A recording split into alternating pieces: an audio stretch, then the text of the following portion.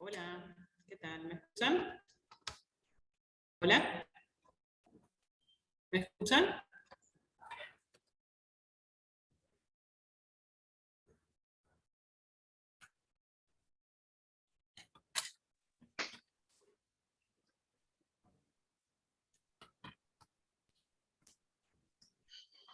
Hola. Buenas noches, profesora. Sí, le escucho yo. Bueno, buenas noches. ¿Qué tal el audio? ¿Se escucha bien el audio? Regular. ¿Es mejor así?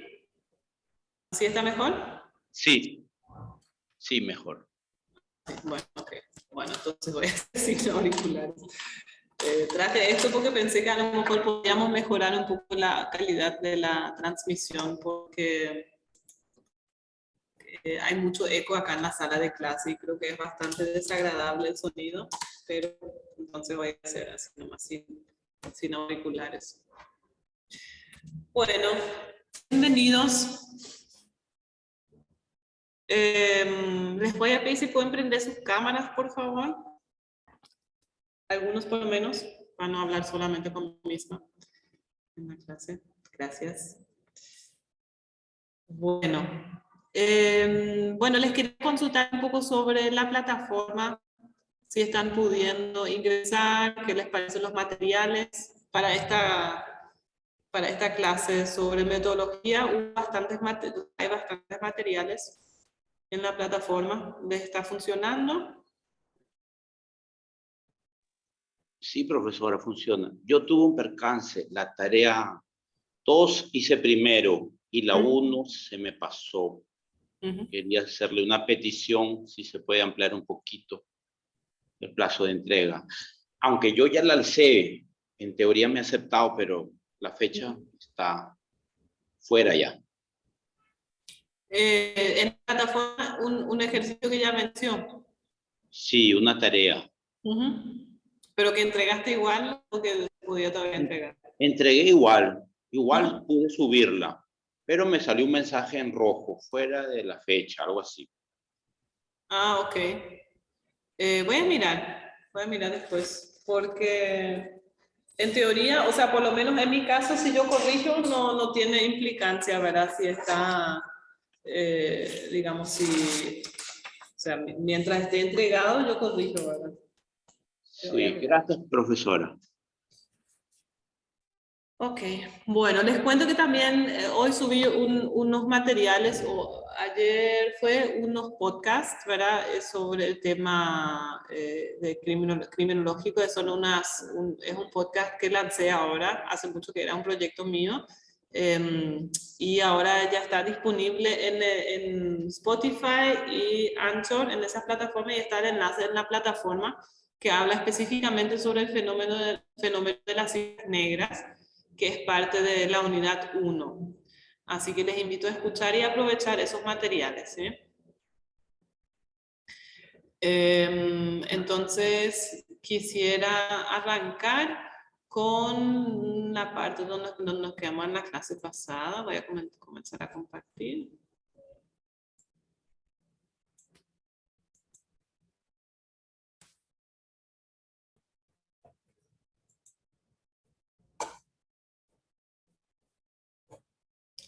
¿Qué fue lo que desarrollamos en la clase pasada? Hasta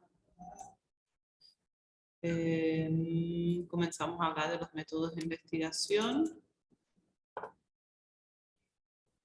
Esto me gustaría arrancar desde acá, que es el tema que les mencioné también, sobre el cual está el podcast también en la plataforma, que son las cifras negras, el fenómeno de las cifras negras son fenómenos de las cifras negras de la criminalidad, ¿sí? Que son los fenómenos que quedan, o los hechos que quedan ocultos, que no se llegan a registrar formalmente. Sobre esto entonces tienen el podcast en la plataforma y veo que también va bastante, ya fueron completando los ejercicios. Y también estuvimos, entonces, en la clase anterior ya estuvimos viendo los métodos de investigación, como por ejemplo la observación, ¿verdad? Que es uno de los métodos para obtener conocimientos acerca de la realidad, porque como decíamos, las cifras negras son la criminalidad que no se registra oficialmente, pero igual existe. Entonces, si nosotros queremos prevenir la delincuencia, si queremos prevenir la criminalidad, tenemos que conocer también las dimensiones reales, ¿verdad?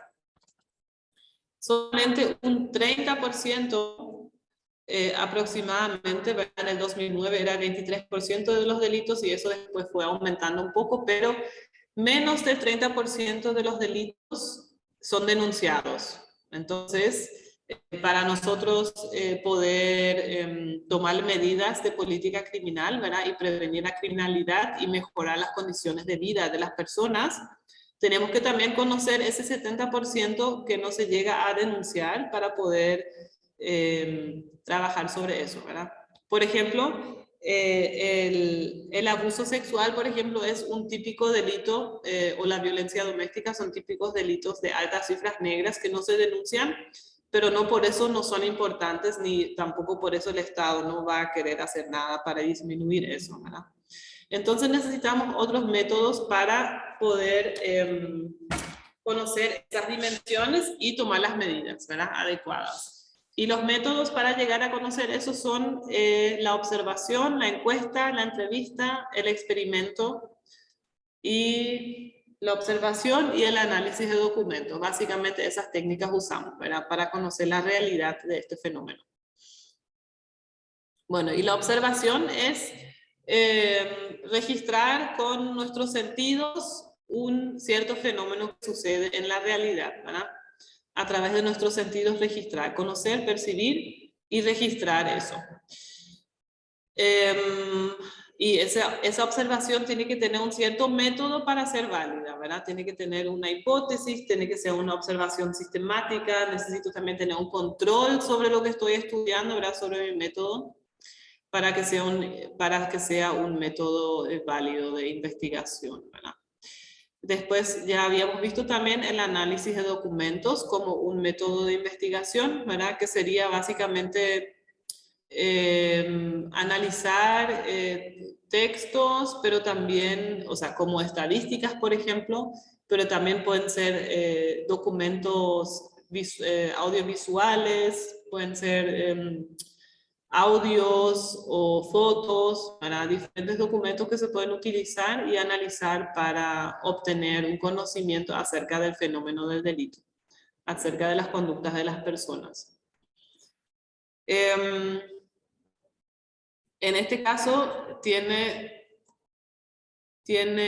la ventaja de requerir menos recursos, pero también es una forma, digamos, bastante alejada de la realidad, ¿verdad? Porque siempre vamos a tenemos un documento, una lente o una recopilación de por medio para llegar a acceder a esa información. Generalmente son fuentes secundarias de información. Significa que las fuentes secundarias fueron las fuentes de información que revelaron otras personas y a la que yo recurro para analizar, ¿verdad? Y eso sucede generalmente en el análisis de documentos. Bueno, y la encuesta, que es el método por excelencia para conocer las cifras negras, y la encuesta como un cuestionario que se hace a una gran cantidad de personas, a una muestra representativa de un universo total de personas, por un procedimiento estandarizado, ¿verdad? Fijo, a través del cual pretendo obtener información de una amplia cantidad de personas. Y decimos que es una observación indirecta porque de alguna manera yo percibo la realidad a través de las vivencias de los demás, ¿sí? Si yo tomo, por ejemplo, una encuesta de victimización, conocer las cifras negras, entonces yo elijo una muestra y a esa muestra le pregunto: en los últimos 12 meses, ¿usted ha sufrido una agresión física de parte de un familiar, por ejemplo? Y a través de las vivencias de esas personas que me cuentan, diciendo sí, no, cuántas veces, ¿no? A través de eso yo puedo conocer qué sucedió en la casa y puedo observar indirectamente lo que sucedió. ¿Sí? Esa sería la lógica.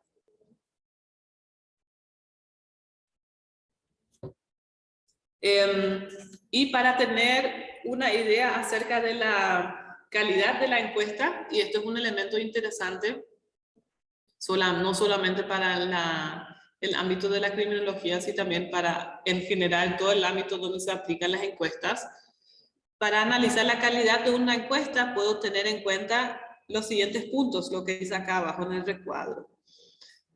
Puedo tener en cuenta cuántas personas fueron encuestadas, cuál fue la base para tomar la muestra de esas personas, es decir, cómo se eligió, ¿verdad? Cuáles fueron los mecanismos de comunicación adoptados, si fue por teléfono, si fue de forma presencial, ¿verdad? Y cómo está elaborado el cuestionario. Entonces siempre es interesante, si yo quiero conocer la calidad de una encuesta, acceder a esta información. Generalmente eso se tiene que publicar teóricamente con cualquier encuesta que se publica, ¿verdad? ¿Cómo se llama? Que pretenda ser seria, ¿no? Y analizar estos puntos. Por el solo hecho de cómo está armada la muestra, sobre las bases para la muestra, yo ya puedo tener mucha información sobre qué tan alejado o cercano a la realidad es el resultado, ¿verdad? También sobre cómo están formuladas las preguntas, ¿verdad? El público destinatario está en condiciones de contestar correctamente las preguntas, ¿no? Si yo, por ejemplo, veo a veces encuestas, qué sé yo, dice, por ejemplo, en los últimos 12 meses fue víctima de un hecho punible contra el patrimonio. La gente generalmente no sabe qué significa eso, ¿verdad? Todo lo que implica, o qué es la integridad física, qué es la autonomía sexual, ¿verdad? Son de repente términos que se usan en las encuestas y que no son accesibles para el público, ¿verdad? Entonces ahí puedo evaluar la calidad, o también si son, por ejemplo, preguntas sugestivas, ¿no? Que hacen que la pregunta ya se dé en una determinada dirección, o que generen, por ejemplo, estos efectos reactivos.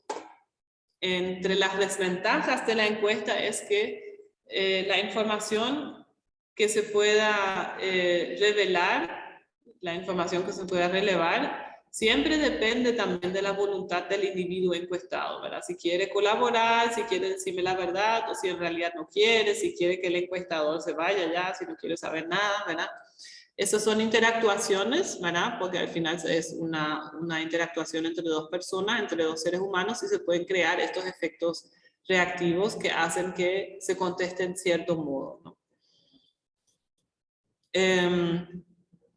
También tengo una cierta limitación con las encuestas en cuanto a la población a la cual puedo acceder, ¿verdad? Porque existen sectores que son muy difíciles de encuestar, ¿no?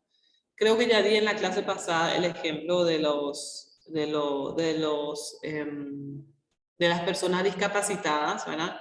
Que la encuesta de hogares no se les encuesta y se les esconde muchas veces a las personas con discapacidad por vergüenza, ¿verdad? Es una cuestión cultural, y no se llega tampoco a contactar con estas personas porque están encerradas en las casas, ¿verdad? Entonces no puedo acceder a esa población para hacer una encuesta, por ejemplo, ¿no? Y también una desventaja de las encuestas es, como decíamos, la encuesta es un método cuantitativo, es decir, recurre a una gran cantidad de fuentes, así individualizadas, para relevar una información superficial, una cantidad limitada de información. Y en la encuesta, por el anonimato de la encuesta, también inclusive después no puedo yo recurrir, ¿verdad? Si tengo resultados que me llamen la atención, después no se puede hacer un seguimiento porque ya hay un anonimato, ¿verdad? Para los individuos que participaron. Existe un método para también trabajar de forma anónima, pero por casos, ¿verdad? Qué sé yo, serían estudios de cohortes que se hacen donde se llega a relacionar los encuestados, pero de forma anónima, para hacer un seguimiento biográfico de esas personas, ¿verdad? Pero es bastante complejo. Generalmente no tengo esa posibilidad. Bueno. Acá creo que nos habíamos quedado en la entrevista en la clase pasada, la entrevista que es como una conversación dirigida, ¿verdad?, entre el encuestador y el encuestado, que tiene una cierta finalidad sobre un determinado tema, y esta conversación puede ser mayor o menormente estructurada, ¿verdad? En una entrevista estructurada yo ya tengo establecidas las preguntas y sigo eso al pie de la letra, pero también existe la posibilidad de hacer las preguntas con una mayor libertad y adaptar el diseño de mi cuestionario a la situación, ¿verdad? También un recurso interesante para conocer un cierto ámbito al que no tengo acceso todavía es la entrevista a expertos, como le decimos, ¿verdad? En este caso, el experto es una persona que tiene un conocimiento calificado sobre un determinado ámbito, ¿verdad? Que puede ser un académico, un juez, por ejemplo, o un criminólogo que hable sobre el tema de la criminalidad, pero también existen personas que tienen, digamos, por su historia de vida o por su ámbito laboral, una relación con nuestro objeto de estudio, ¿verdad? Como por ejemplo, una persona que está en la cárcel hace 20 años es un experto para nosotros sobre lo que es la vida penitenciaria, ¿verdad? Entonces puedo hacer una entrevista de experto a esta persona porque tiene un conocimiento especial sobre el tema que estoy investigando. Bueno, la entrevista se usa generalmente para complementar otras técnicas de investigación utilizadas, ¿verdad? Como para tener una idea general y ir preparando el instrumento que quiera utilizar. Y acá tenemos las ventajas y las desventajas de la encuesta, de la entrevista, ¿verdad? Como un método de investigación. Las ventajas es que permite llegar a indagar a fondo sobre los temas, ¿verdad? Tiene mucha riqueza informativa. También es un método económico porque realmente solo necesito al entrevistador y al sujeto entrevistado, ¿verdad? No necesito un procedimiento complicado para relevar datos, etcétera, ¿verdad?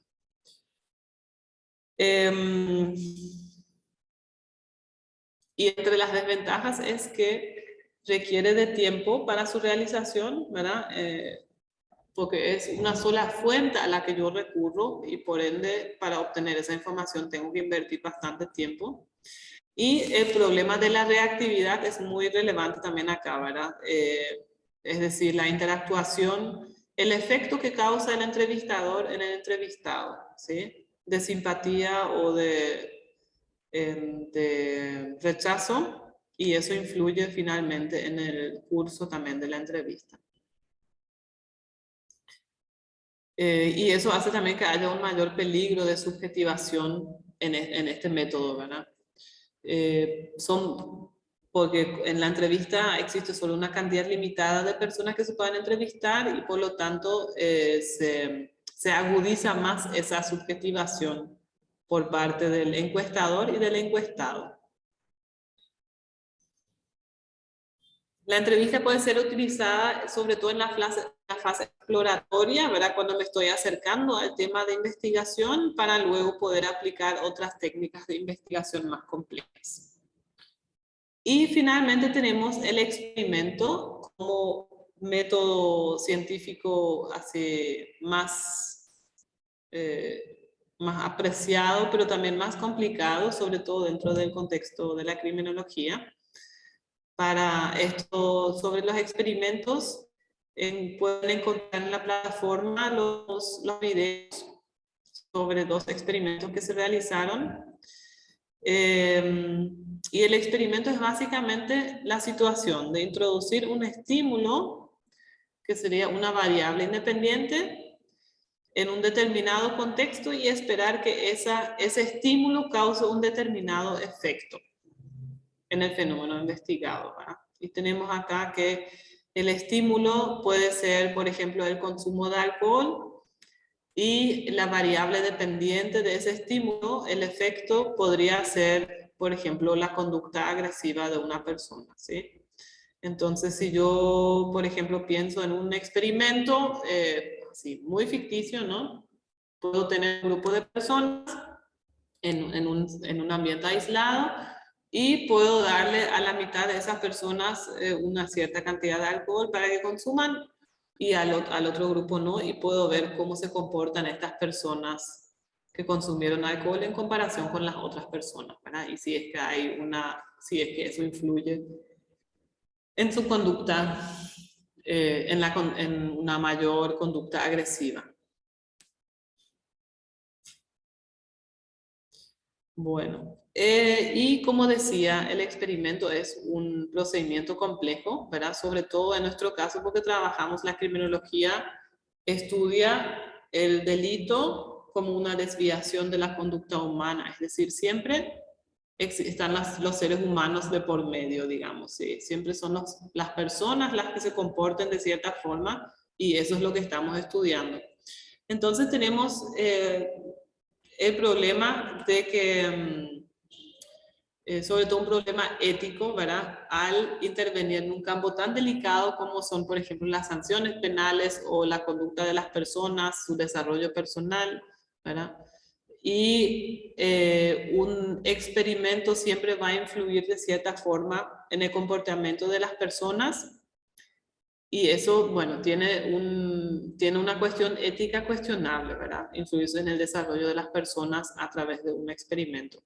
Por más que, por ejemplo, la persona en el momento de la realización del experimento no tenga conocimiento sobre eso y no le perjudique en ese momento, igual le puede perjudicar después, más adelante, también obtener los resultados y darse cuenta, por ejemplo, de que fue parte de un experimento que arrojó tal y tal resultado, ¿verdad?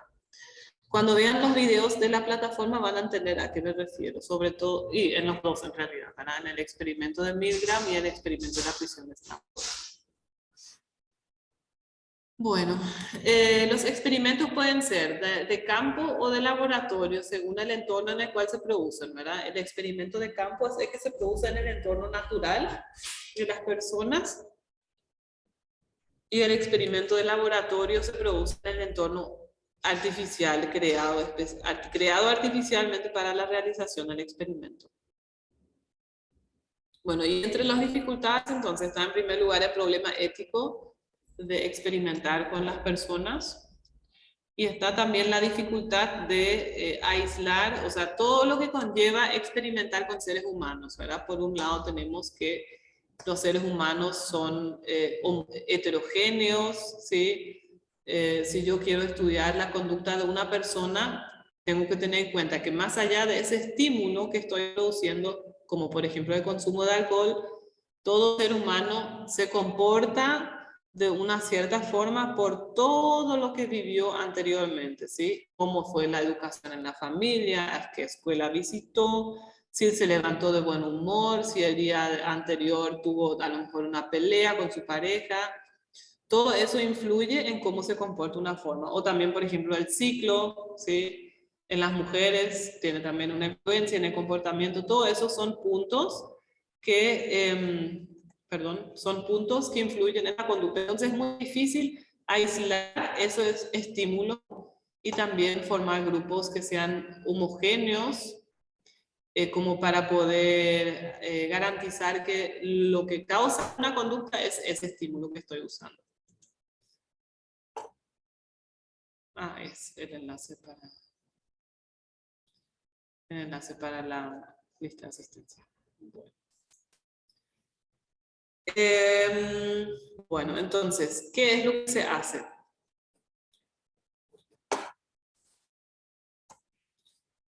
Como es tan difícil usar el diseño experimental en las conductas humanas, entonces lo que se usa muchas veces es lo que se llama un diseño cuasi experimental o experimento post facto.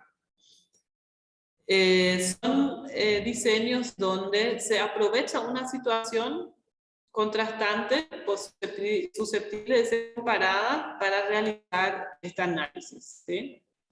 Existen situaciones que se pueden aprovechar, como por ejemplo, si en un país se llega a eliminar la pena de muerte, se llega a abolir la pena de muerte, entonces se puede aprovechar ese cambio, porque digamos, lo que se hizo fue introducir un estímulo, o en este caso más bien eliminar un estímulo, que es la amenaza de una pena muy grave, ¿no? Como la pena de muerte, se elimina eso. Entonces, puedo comparar el comportamiento de las personas y el nivel de criminalidad antes y después de la pena, de la abolición de la pena de muerte.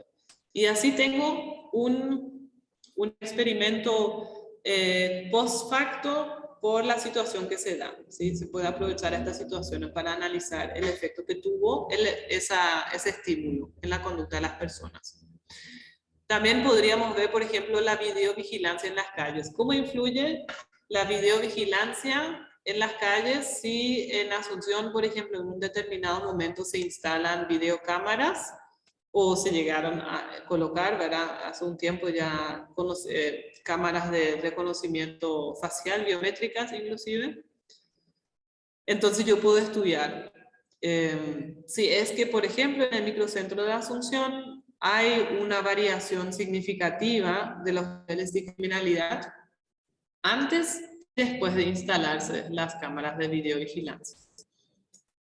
Esas son entonces las situaciones que se pueden aprovechar para, como un diseño cuasi experimental. ¿Cuál es el tema, profe? Unidad 1, terminando unidad 1, comenzando unidad 2. Estamos hablando de los métodos de investigación en criminología. Bueno, terminando esa parte. Y, sin embargo, los cuasi experimentos tienen sus limitaciones, ¿verdad? Tienen sus limitaciones porque tengo que tiene que darse una situación que me sirva para eso, pero son una buena alternativa a los experimentos. Y en la plataforma van a encontrar información sobre estos experimentos que se realizaron en criminología, que son así muy famosos: el experimento del vandalismo, el experimento de la cárcel de Stanford y el experimento de Milgram. Son los que están entre los fenómenos, entre los experimentos más conocidos. Sobre la prisión, sobre el experimento de la cárcel de Stanford, hay inclusive varias películas que se hicieron. Si les interesa el tema, pueden buscar, hay una película española que se hizo, hay también una película alemana, son varias películas que se hicieron sobre eso, que fue básicamente la simulación de una cárcel en la Universidad de Stanford, ¿verdad? Se creó un laboratorio para este experimento social y se hizo simular la situación de guardiacárceles y presos a personas comunes, ¿verdad? Se le invitó a participar del experimento y básicamente se desbordó ese experimento al poco tiempo, ¿verdad? Fueron totalmente conductas absolutamente inesperadas que surgieron ahí de agresión, de violencia, ¿verdad? Y cómo sobre todo cómo los guardiacárceles asumieron ese rol que se les asignó. Muy interesante. Les sugiero mirar eso. ¿Tienen alguna pregunta hasta acá?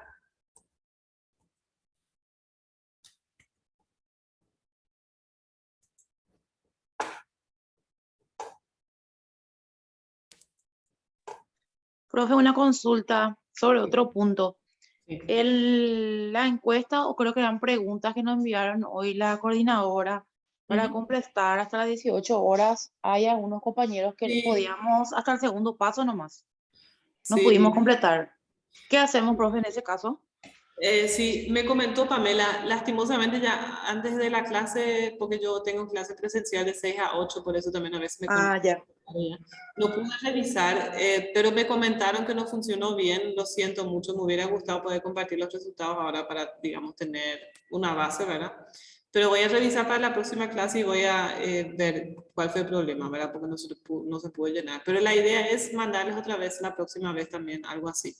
Dale, profe, gracias. Especie de retroalimentación, de nada. Ok, bueno. Entonces vamos a arrancar con la unidad 2, ¿verdad? Esto fue como un repaso de lo que vimos, terminar la unidad anterior porque no habíamos terminado. Y a ver, ¿dónde está esto?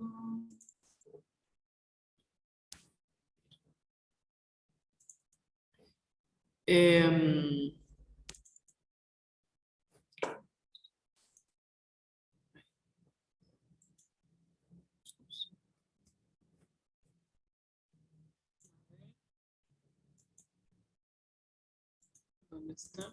Ahí está. Bueno.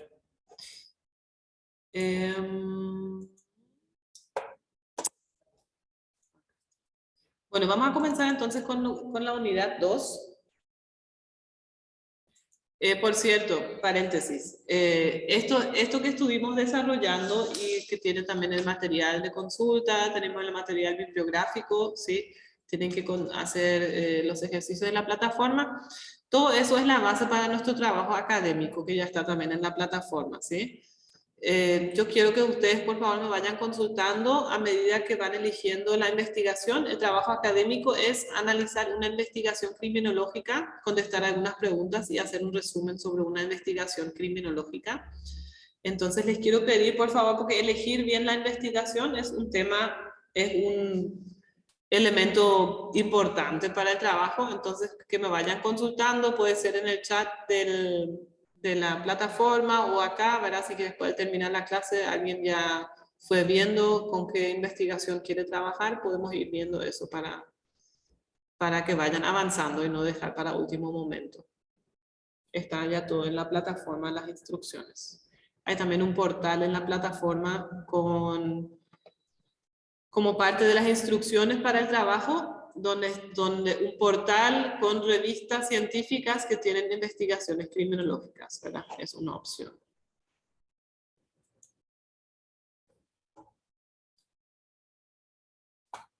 El tema de hoy, el tema de hoy era terminar la unidad 1, que era métodos de investigación en criminología, y ahora vamos a comenzar con el desarrollo histórico de la criminología.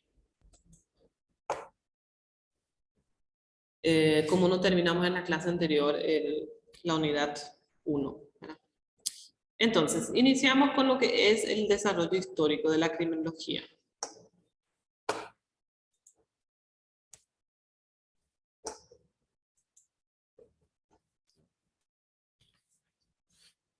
Bueno, la criminología como ciencia, como les había dicho, es bastante reciente. Tiene unos 200, 300 años apenas, ¿verdad? La etapa científica de la criminología, pero digamos, el objeto de investigación de la criminología, que es el delito, el delincuente, el control social, ¿verdad? Son fenómenos o son mecanismos y fenómenos que existen ya hace mucho tiempo, ¿no?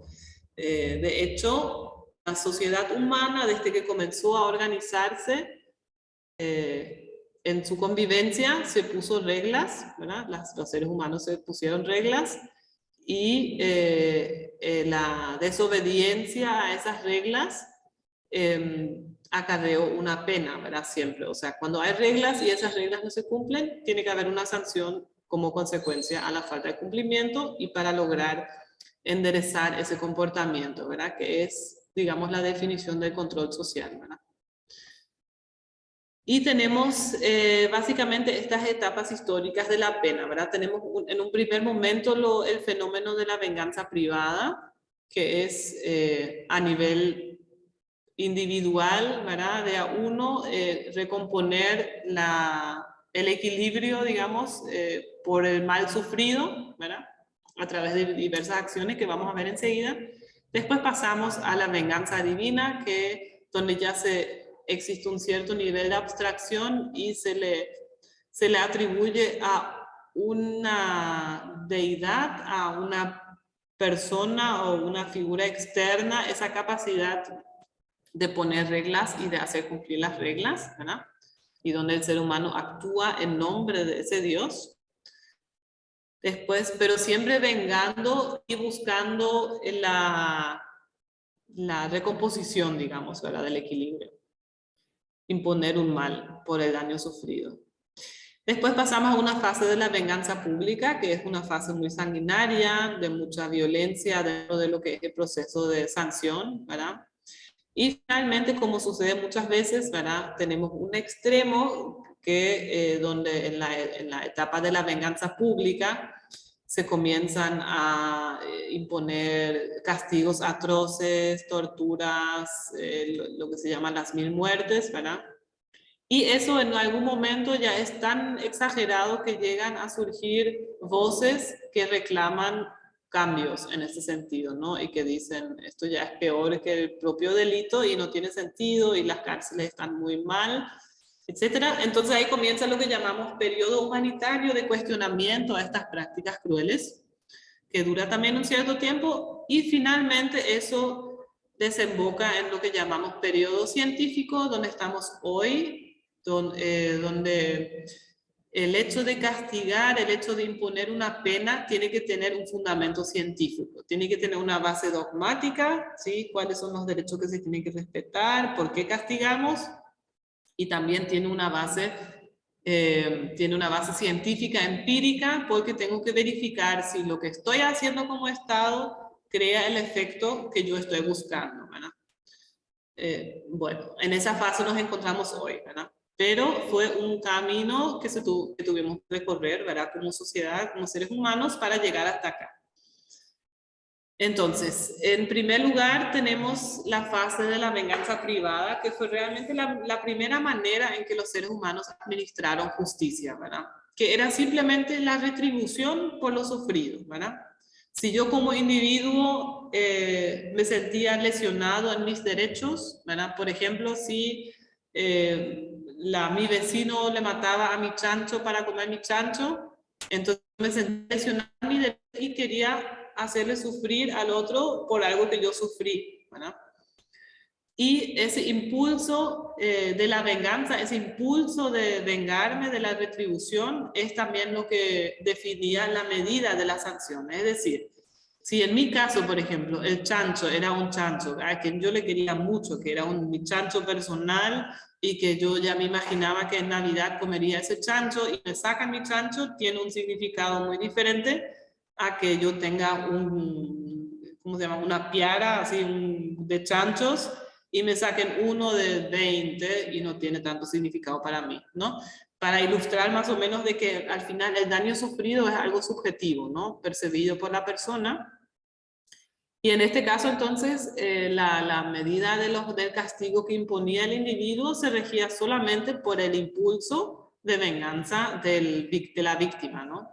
Y esas venganzas privadas podrían hacerse a nivel individual, pero también a nivel de clanes enteros que se hacían la guerra, digamos, ¿verdad? Para vengarse por un determinado hecho. Bueno, eso fue el principio, ¿no? Y en este contexto llega lo que se llama el principio del talión, que si bien hoy en día el principio del talión es una expresión de cierta barbarie, ¿verdad? El ojo por ojo, diente por diente. Pero en aquel momento en realidad significaba un avance, ¿sí? Porque limitaba de cierta forma los castigos que se podían imponer, limitaba las consecuencias del delito. Talión que proviene de talis, que es idéntico, semejante, ¿sí? Entonces hace referencia a que la pena se tenía que imponer con una cierta medida relacionada con el daño sufrido.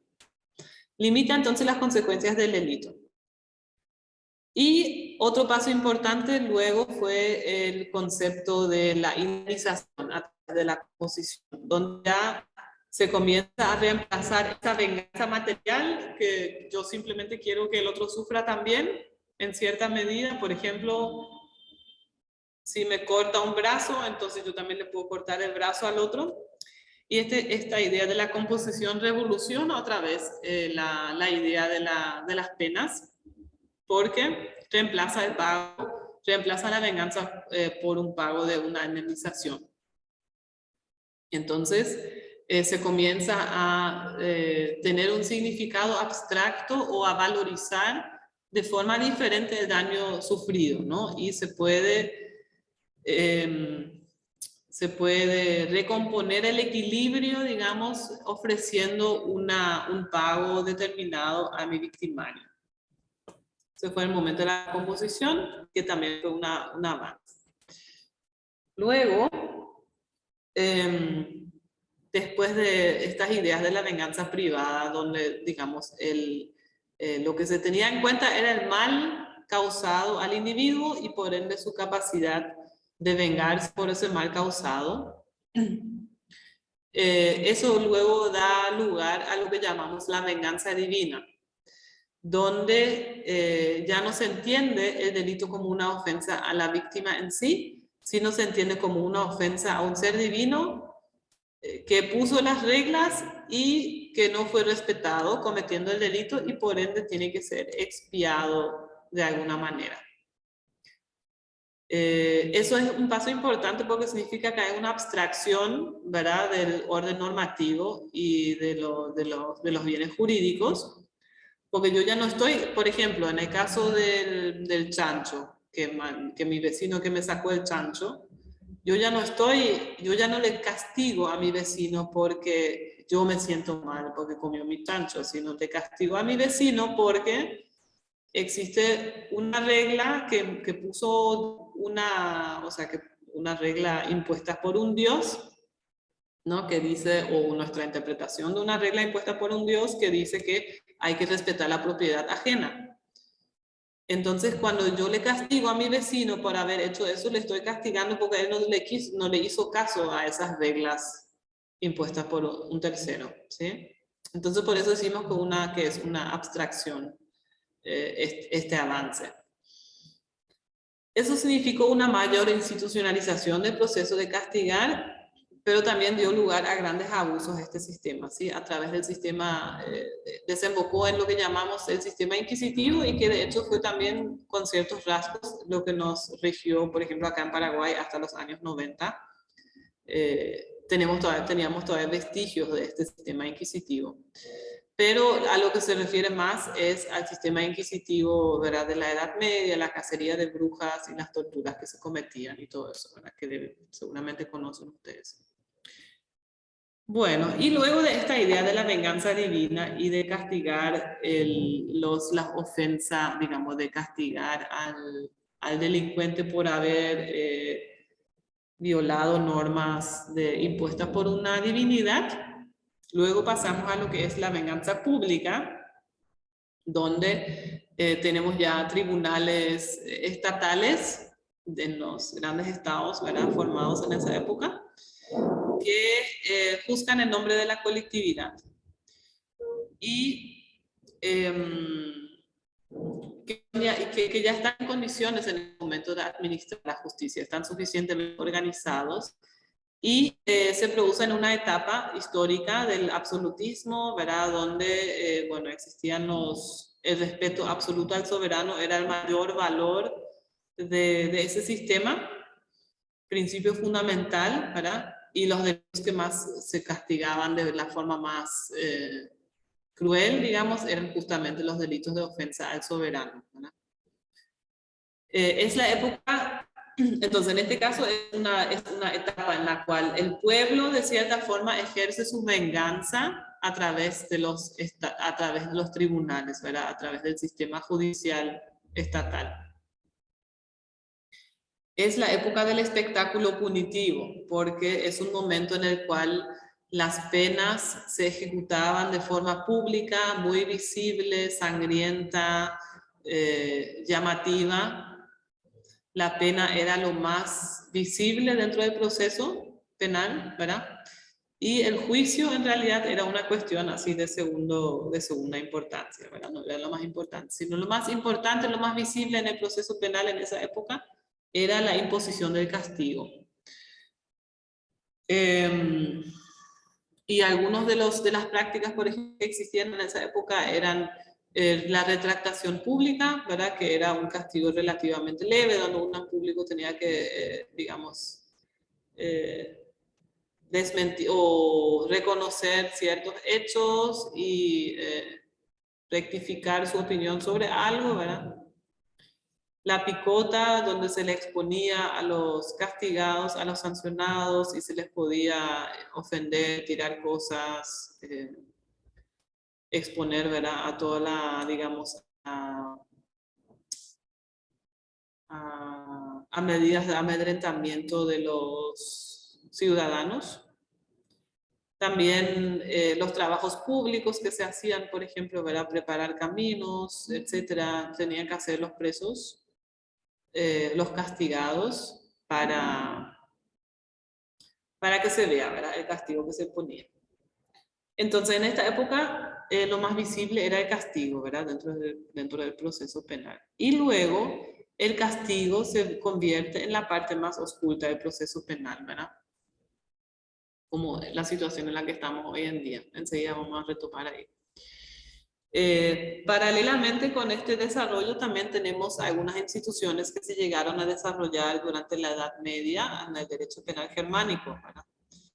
Acá surge, en primer lugar, que se consideraba como más importante el elemento objetivo. Si se causaba algún daño, si había un delito cometido, lo más importante era el daño que se causaba, no tanto el elemento subjetivo. Es decir, la intención del autor no era lo más importante, la intención del autor, la conducta que cometía no era lo más importante, sino lo más importante era el daño que causaba.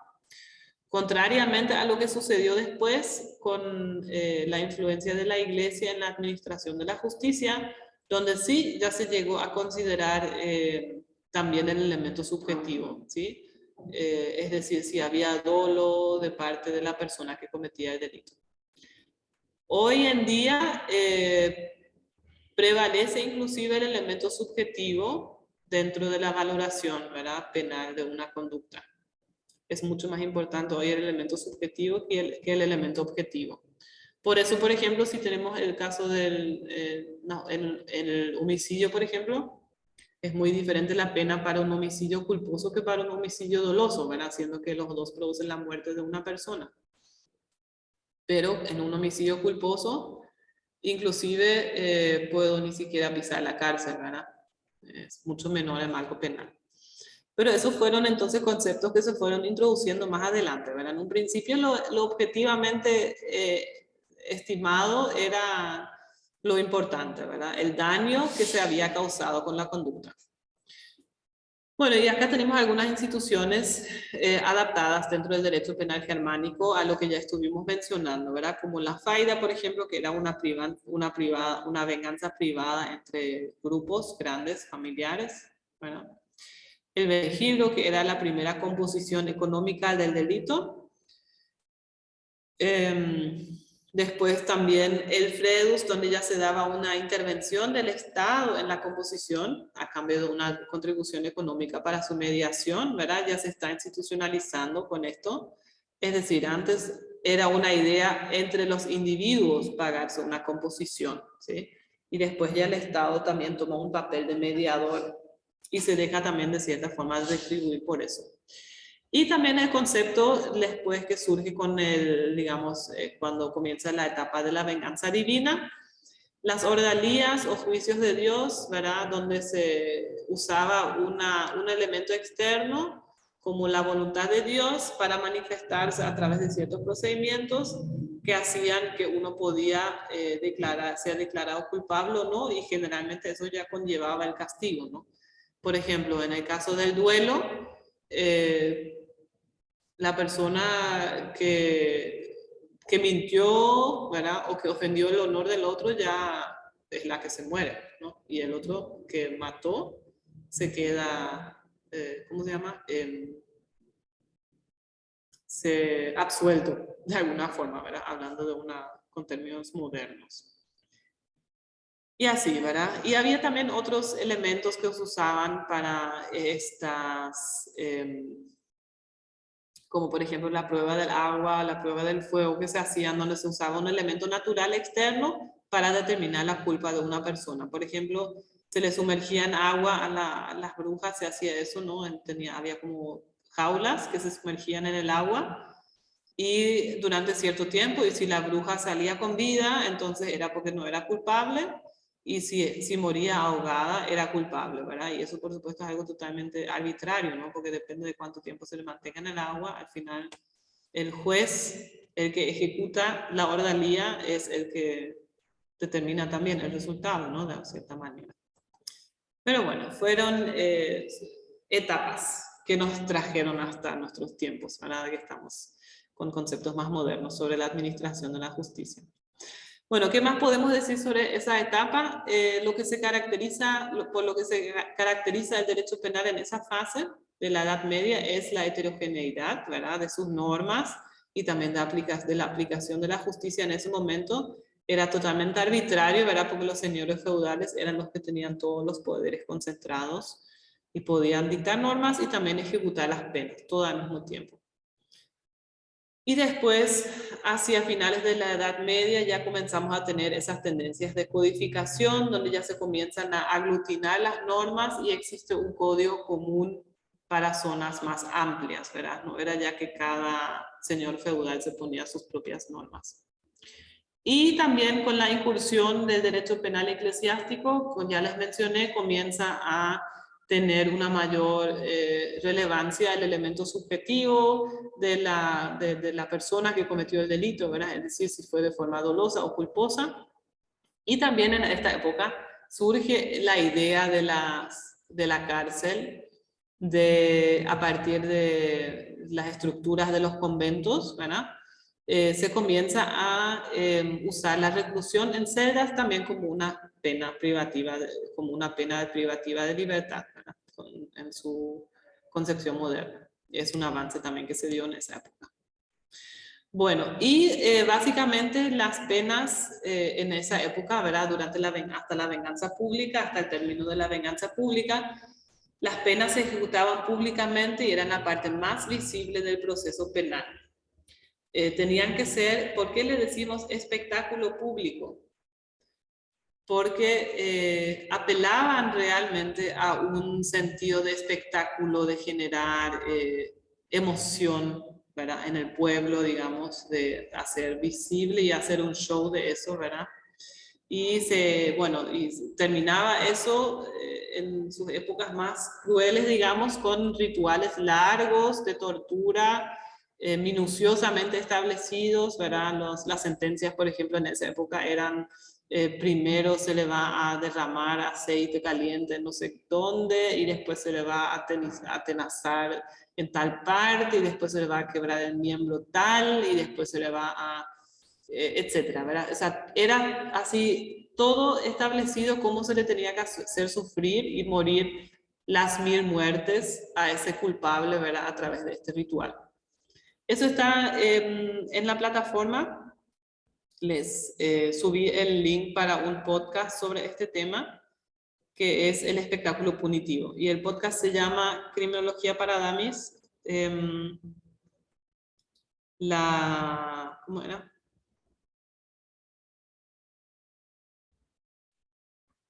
Ay, se me fue. La venganza pública. El espectáculo punitivo. Sí. Bueno, que pueden escuchar, ¿verdad? Para cerrar un poco esta idea. Bueno, y entonces, finalmente, veamos desde la venganza pública, ¿verdad? El espectáculo público del castigo. Y eso después, en el siglo XVIII más o menos, comienza a racionalizarse, comienza a desaparecer esta pasión por las 1000 muertes, ¿verdad? Y ya se considera que esto en realidad es un foco de mayor violencia, ejecutar las penas así, ¿verdad? Inclusive muchas veces peor que el propio delito cometido, ¿verdad? Y acá comienza entonces este proceso, como ven acá las imágenes, se comienzan a inventar máquinas para quitar la vida a las personas de una forma precisa, como por ejemplo la guillotina, ¿no? Que representa en cierta forma lo que llamamos la sobriedad punitiva, porque ya no se busca imponer mucho dolor y sufrimiento, sino se busca quitar el derecho a la vida a la persona de una forma precisa, ¿verdad? Y así entonces la pena de ser lo más espectacular y lo más visible del proceso se comienza a convertir en la parte más oculta del proceso penal, y eso podemos también observar dentro de nuestro sistema de cómo estamos organizados en realidad en todo el mundo, y también acá en Paraguay sucede eso, que la tarea administrativa de aplicar las penas está en otras manos, no en las manos del Poder Judicial, ¿verdad? Existen los jueces de ejecución, ¿verdad? Existen fiscales encargados de esa área, pero la propia administración de la justicia, ¿verdad? La administración de las cárceles es trabajo del Poder Ejecutivo, ¿no? Están separados ambos ámbitos de trabajo, y eso es es muy simbólico también en ese sentido, ¿no? Porque la justicia no quiere estar relacionada con la ejecución de las penas. Bueno, y el cuerpo entonces deja de ser el objeto principal del castigo, ¿verdad? El cuerpo ya no es el que tiene que sufrir y morir a las 1000 muertes, sino se convierte en un intermediario entre el castigo y los derechos de los cuales se le tiene que privar a una persona, ¿verdad? Y así nace la prisión.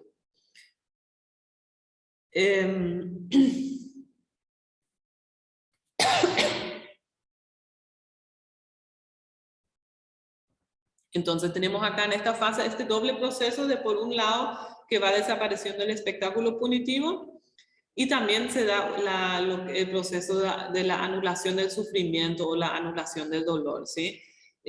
Por ejemplo, si ven la imagen ahí abajo, eso es una cámara de ejecución, donde se le aplica la inyección letal a las personas, ¿verdad? Que es uno de los métodos de ejecución que se usa en Estados Unidos.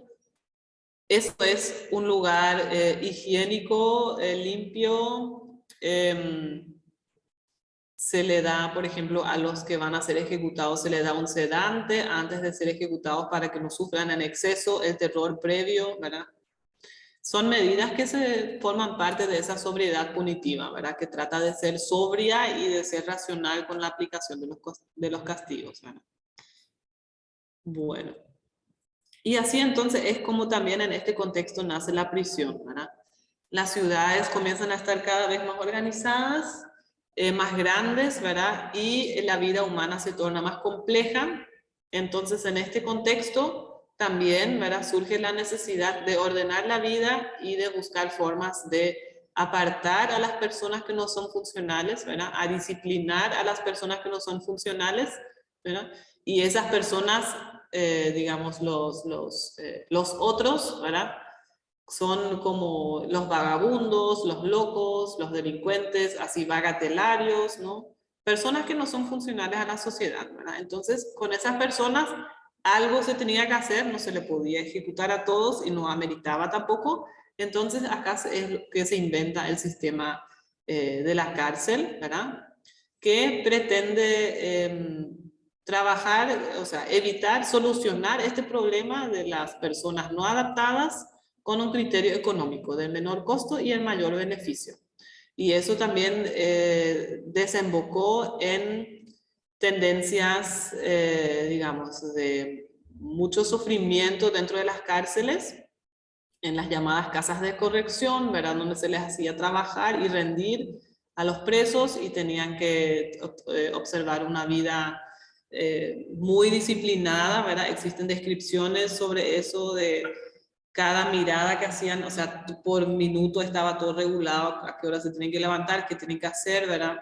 Si ven ahí esa imagen del panóptico, que es el sistema celular, ¿no? Donde el preso está siendo constantemente observado en todo lo que hace, pero él no le ve a los demás, ¿verdad? Está totalmente aislado, ¿verdad? Y era inclusive en esa época, bueno, era un beneficio poder participar del trabajo, por más que sea esclavizante, poder salir y trabajar, ¿verdad? Pero bueno, vamos a retomar acá en la próxima clase. Estamos ya ahí a punto de iniciar la fase ya precientífica de la criminología, a punto de llegar ya a la fase científica de la criminología que comienza a estudiar estos fenómenos, ¿verdad? Así. Entonces retomamos en la próxima clase de esta acá. ¿Tienen alguna pregunta?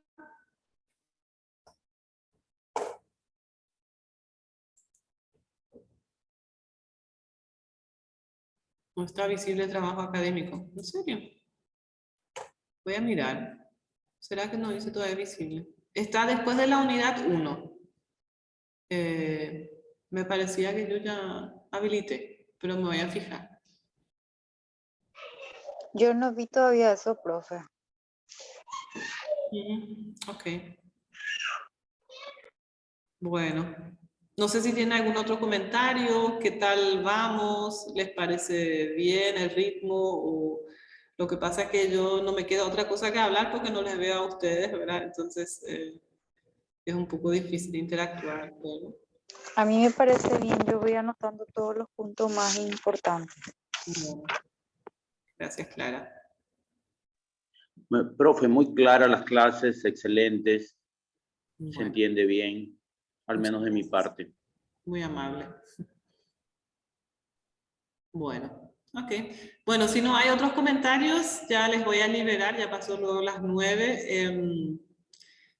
Aprovechen los materiales de la plataforma, que les va a ser una forma agradable de mirar. También, bueno, les recomiendo sobre el tema del espectáculo punitivo, pueden buscar también una película que se llama El Perfume, que está en Netflix, que, bueno, es una super película reciente y que, bueno, si ven eso van a entender de qué hablo cuando hablo de espectáculo punitivo, bueno, entre otros aspectos. Bueno, muchas gracias por su atención y que descansen y nos vemos en la próxima clase. Chao, Igualmente, profe. Buenas noches. Gracias, profe. Buenas profe. noches a todos. Gracias. Chao, chao. Gracias, buenas noches a todos.